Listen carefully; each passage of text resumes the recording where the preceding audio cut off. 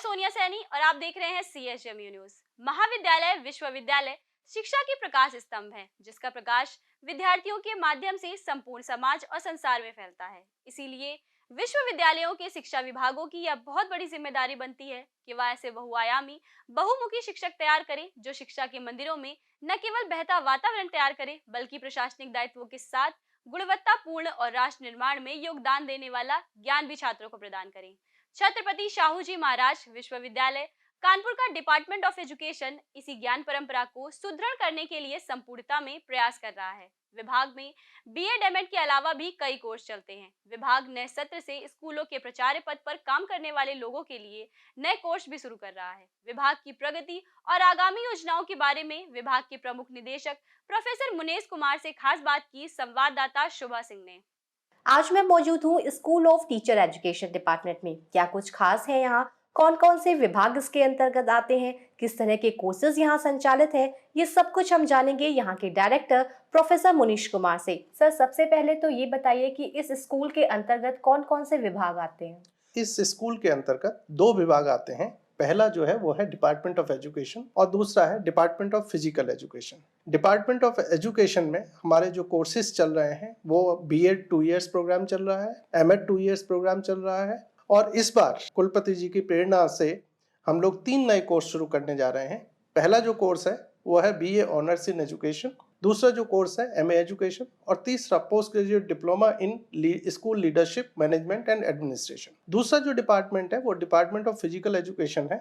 Department of physical education में जो हमारे कोर्सेज चल रहे हैं वो BPEd, MPEd, BPES, yoga education, personal training और जिम ट्रेनिंग और लाइफ गार्ड जो स्विमिंग पूल के लिए आवश्यकता होती है, इस तरह के कोर्सेज हमारे चल रहे हैं।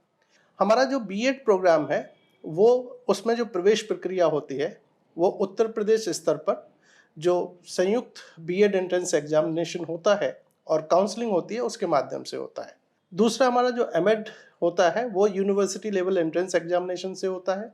BA honours in education, MA education और post graduate diploma in school leadership administration and management के जो प्रवेश वो मेरिट के बेस पर विश्वविद्यालय के माध्यम से होते हैं। सर, तो ये नए कोर्सेज जो संचालित होने वाले हैं इनका एलिजिबिलिटी क्राइटेरिया क्या रहेगा? जो BEd पहले से चल रहा है उसका जो एलिजिबिलिटी क्राइटेरिया है BA, BSc, BCom यदि कोई स्टूडेंट के पास है तो वो BEd में अप्लाई कर सकता है। MAd के लिए BEd होना आवश्यक है। जो BEd स्टूडेंट्स हैं वो MAd की तरफ आ सकते हैं।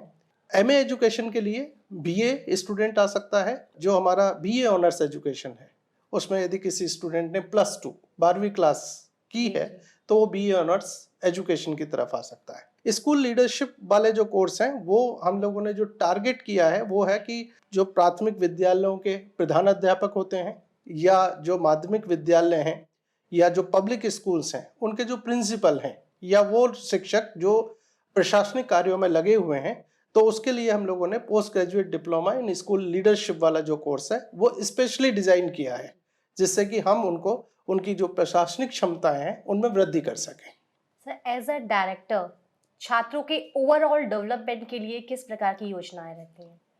उसके लिए हम लोगों ने जो प्रोग्राम है वो जो क्लासेस का है वो तो है ही है, लेकिन उन क्लासेस के साथ साथ हम लोगों ने BEd के लेवल पर तकरीबन 10 स्कूल आइडेंटिफाई कर रखे हैं जिसमें हमारे फर्स्ट सेमेस्टर में इंटर्नशिप है जो कि 1 महीने की होती है और उसके बाद हम 4th सेमेस्टर में बात करें तो वो 4 महीने की इंटर्नशिप होती है कि जो वो यहाँ कक्षाओं में सीख रहे हैं शिक्षण के जो विभिन्न कौशल हैं उन कौशल को वो हमारे साथ ही रहकर किस तरीके से प्रैक्टिस कर रहे हैं और वो हमारे जो शिक्षक हैं जो उनको ट्रेन करते हैं उनकी उपस्थिति में उन कौशलों को सीखते हैं। तो हम उनको ज्ञान के साथ साथ उन कौशलों के साथ भेजना चाहते हैं जिससे कि वो समाज में अपना योगदान दे सकें। दूसरी चीज फिर हम करते हैं कि हमारे डिपार्टमेंट में जो लैब्स हैं, जैसे आजकल जो है जो ट्रेडिशनल सिस्टम है एजुकेशन का वो नहीं रहा। अब जो आधुनिक तकनीकी हैं वो हमारी जरूर शामिल हो रखी हैं। तो हमारे स्टूडेंट्स के लिए ये मैंडेटरी होता है कि वो PPTs के थ्रू पढ़ाने की आदत डालें।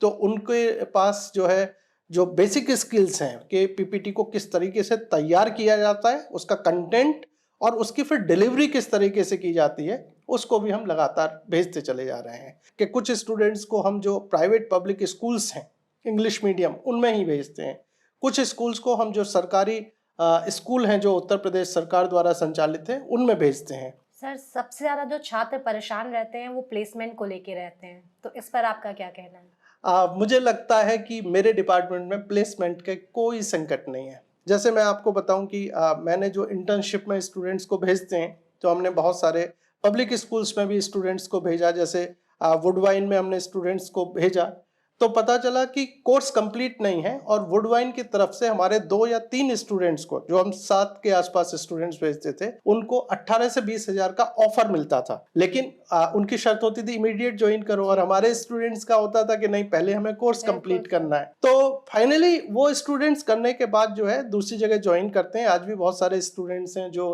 वुडवाइन में भी हैं, एस्कॉट वर्ल्ड स्कूल में भी हैं, डीपीएस में भी काम कर रहे हैं, ऐसे स्टूडेंट्स हैं। अधिकांश जो बीएड के विद्यार्थी यहाँ से पास करके जाते हैं वो केंद्रीय विद्यालयों या उत्तर प्रदेश सरकार द्वारा संचालित माध्यमिक विद्यालयों या प्राथमिक विद्यालयों में अधिकांश शिक्षक हैं। हमारे इस डिपार्टमेंट के जो पूर्व छात्र हैं वो यूजीसी, आईएएस, एसडीएम यहाँ तो है ही हैं, लेकिन उसके बाद बहुत सारे यूनिवर्सिटी डिपार्टमेंट्स में। और मुझे इस बार अभी जो तकरीबन 10-15 दिन पहले जो रिजल्ट आया था तो 6 स्टूडेंट असिस्टेंट प्रोफेसर हमारे इस विभाग के हैं जो अभी रिजल्ट डिक्लेयर हुआ है वो उसमें चयनित हो चुके हैं। तो सर, ये जो एलुमनाइज के बारे में आपने बताया, ये किस तरह से हेल्पफुल रहते हैं जो छात्र पढ़ रहे हैं? पहली चीज ये है कि हमारे पास जो स्टूडेंट्स आ रहे हैं उन स्टूडेंट्स को अभिप्रेरणा देना ये बहुत चैलेंजिंग टास्क है, क्योंकि स्टूडेंट इस तरीके से लग रहा है कि बहुत कंपटीशन है, शायद हम लोगों को जॉब नहीं मिल पाएगी। उनको पहले उसमें अपने स्तर पर जब हम बताते हैं कि ये हमारे एलुमनी हैं जो यहाँ प्लेस्ड हैं, तो उनको लगता है कि, और मैं तो लगातार इस चीज़ को कहता हूँ कि वो सारे एलुमनी वो हैं कि इन्हीं क्लास में इन्हीं बेंचेस पर बैठे थे जहाँ आज आप बैठे हो, तो निश्चित रूप से जब वो यहाँ जा सकते हैं तो आप भी वहीं जाएंगे। दूसरी चीज़, जब हम स्पेशली हमारे एलुमनी समय समय पर डिपार्टमेंट में आते रहते हैं तो हम अपने स्टूडेंट्स को मौका देते हैं कि वो हमारे एलुमनी के साथ इंटरेक्शन करें, और वो फ्रीली इंटरेक्शन हो कि क्या हो सकता है, कैसे हो सकता है और कहाँ हो सकता है। तो उन संभावनाओं को तलाशते हैं हम लोग कि जो वर्तमान के विद्यार्थी हैं वो विद्यार्थी हमारे जो पूर्व छात्र हैं जो वेल प्लेस्ड हैं उनके साथ एक क्लोज कांटेक्ट में आए और अच्छे से काम कर सकें। CHMU न्यूज में खबरों को देखने के लिए हमारे YouTube चैनल को लाइक और सब्सक्राइब करें, साथ ही दिए गए बेल आइकन पर क्लिक जरूर करें ताकि आपको CHMU न्यूज की ताजा तरीन खबरें मिलती रहें। आप हमें हमारे फेसबुक पेज, इंस्टाग्राम पेज और ट्विटर पर भी फॉलो कर सकते हैं। अभी के लिए इतना ही, मुझे दीजिए इजाजत। आप देखते रहिए CHMU न्यूज।